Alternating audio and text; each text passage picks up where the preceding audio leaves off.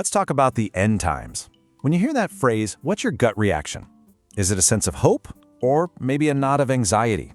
Well, our source for this explainer says the early church had a core belief that was all about generating hope, not fear. It's called the doctrine of imminence, and it might just change the way you think about waiting. So which one is it? Are we supposed to be code breakers, trying to line up prophecy charts with the latest news headlines? Or is this whole thing more like a surprise that we should be living in constant, hopeful expectation of? According to our source, how you answer that really determines whether you live in a state of anxiety or one of joyful readiness. You see, the source claims the early church had a very clear answer to that question. It was a single, powerful idea that pretty much shaped their entire worldview, and they call it the any moment hope. That core idea is called imminence. I know, it might sound like a stuffy technical term, but our source argues it's the key that unlocks that joyful, eager anticipation, instead of the fear that so often gets wrapped up in this whole topic. I mean, look how simple the source puts it. Jesus can come at any moment. Let that sink in for a second. Not after some specific prophecy happens, not after we check off a list of events. The absolute core idea of imminence is that there are no prerequisites. It's a state of being constantly ready for something that could happen right now. Okay, so this whole any moment idea forces you to make a fundamental choice about how you're going to wait. And that brings us to the real heart of our source's argument, the huge difference between expectation and calculation. The source defines imminence as something that is sudden, unannounced, surprising, and signless. And that last word, that's the kicker, signless. It means there's no countdown clock to watch, no series of warnings that lets you scramble to get ready at the very last minute. And this is really where you feel the difference, right? On one side, you have hopeful expectation, kind of like looking out the window for someone you're really excited to see. But on the other, you have this anxious calculation. Picture someone hunched over charts and timelines, just trying to solve a complex and honestly, kind of frightening puzzle.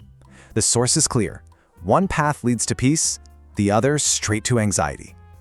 But is this idea of imminence really biblical? Well, our source says absolutely, which brings us to the scriptural case for this any moment hope.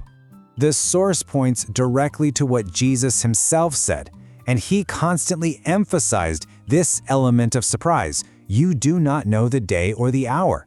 I mean, the argument is pretty straightforward. If a whole sequence of public, unmissable signs had to happen first, wouldn't that make a surprise impossible? It would kind of make these warnings feel, well, pointless. And then the source makes this really fascinating point. It highlights what believers were apparently never told to do. They weren't told to become experts on the Antichrist or to keep a running tally of apocalyptic judgments. The focus, it argues, was supposed to be somewhere else entirely. So if it wasn't about all that, what was it about? According to the source, the actual commands were intensely personal and relational. Watch me. Be ready. Stay awake. See the shift? The focus isn't on trying to decode world events. It's about staying personally ready for the return of a specific person. So what about that famous thief in the night line? Our source argues we often get it backwards. The shock of a thief breaking in, that's for the person who's asleep, totally unprepared. But for believers who are supposed to be awake and watching, the arrival isn't some shocking home invasion, it's the expected return of the master of the house. Okay, this is where the doctrine becomes a kind of logical test. In this next section, we're going to see how the source uses imminence as a filter to check out other end times perspectives. So the source presents us with a pretty sharp logical test. A lot of end times views teach that very specific things, like the rise of an antichrist or a temple being rebuilt, absolutely must happen first. But the argument is, if you believe that, you can't logically also believe Jesus could return today. You'd have to say, he can return, but only after all this other stuff happens. And wow, this quote just hits it home. It's so blunt. That's not imminence, that's scheduling. The source's point is crystal clear. The second you have a required checklist of events, you've left hopeful expectation behind and you've entered the world of predictable schedules. And according to this view, scheduling was never part of the plan. And all of this leads to the final and maybe the most important point from our source. It's about a massive shift in focus, away from a complex system and towards something much, much simpler. It's about waiting for a person, not trying to decipher a chart. Far from making people lazy or careless, the source argues that truly believing in an any-moment return actually purifies you. It creates hope, because help is always just around the corner. It gives you urgency to live well, because if today could be the day, you want to be found ready. It just keeps you watchful. The source claims that, historically, as the church started to lose this feeling of imminence, the entire emotional tone changed.